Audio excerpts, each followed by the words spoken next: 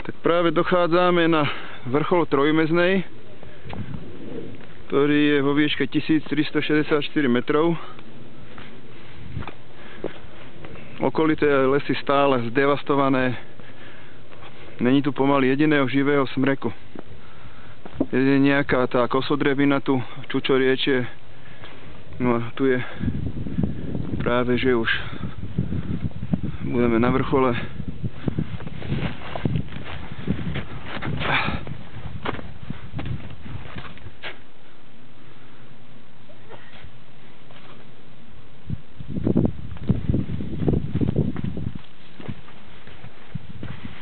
Počasie je krásne, slniečko svieti, mierne pofukuje, ešte je tu stále aj sneh.